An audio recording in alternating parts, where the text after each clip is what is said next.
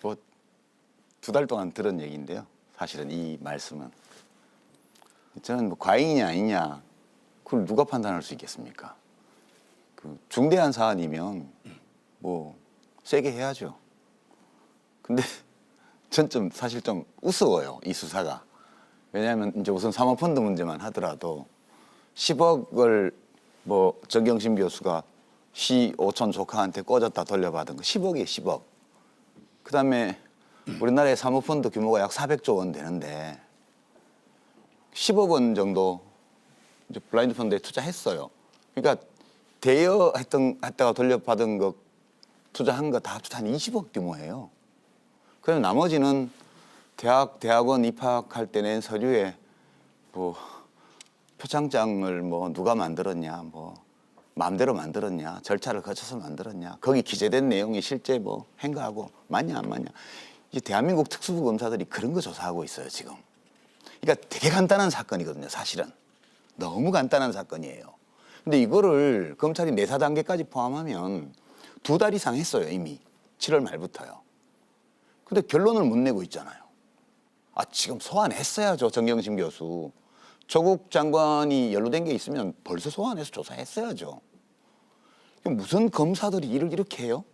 그러니까 저는 너무나 작은 사건, 너무나 간단한 사건 이런 거를 이렇게 국정농단 사건보다 더 많은 수사 인력을 동원해서 2달 동안 하고 그러고 아직 결론을 못 내가지고 당사자를 뭐 정경심 교수 소환이 초읽기에 들어갔다. 이 보도 9월 3일 날 처음 나왔는데 지금 29일째 초읽기래요.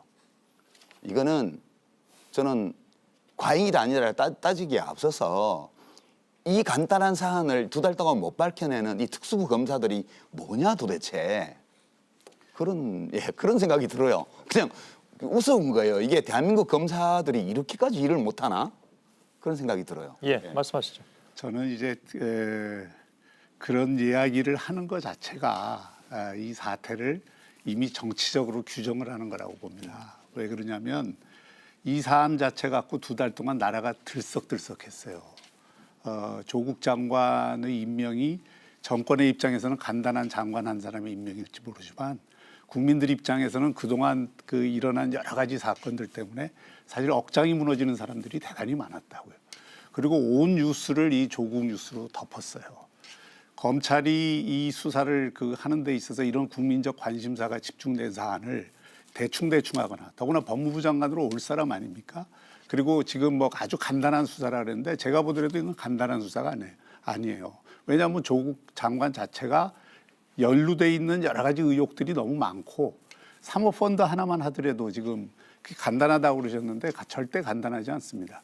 그런데 검찰의 입장에서 보면 제가 검찰 입장을 두둔하는 게 아니라 역대 살아있는 권력에 대한 수사를 할 때 이 정도 공을 안 들여서 수사를 한 적이 없습니다. 김태정 장관 수사도 그랬고요. 김영삼 대통령, 김대중 대통령 아들들 수사할 때도 그랬고 다 살아있는 권력을 할 때 노무현 정권 때도 이 청와대에서 총무수석 비서관 수사할 때도 그랬고요.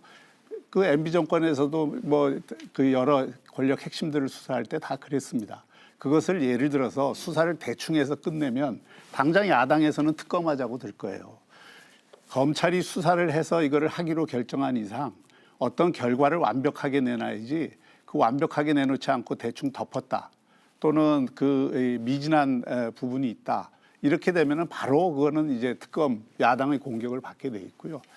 또 지금 검찰 수사가 지금 진행 중인데 진행 중인 상황에서 아직 소환을 안 했으니까 혐의가 입증된 게 없는 것 아니냐 이런 식으로 이야기를 하는 것은 그거는 지켜봐야죠. 검찰 수사를 지켜봐야지. 지켜보고 결과를 갖고 얘기를 해야지. 그 과정에서 여당이 검찰이 한두 달 동안 했는데 아무것도 없다 이런 식으로 자꾸 공격을 하는 것은 그건 검찰을 압박하는 겁니다. 그 자체가 정치적 행위죠. 예.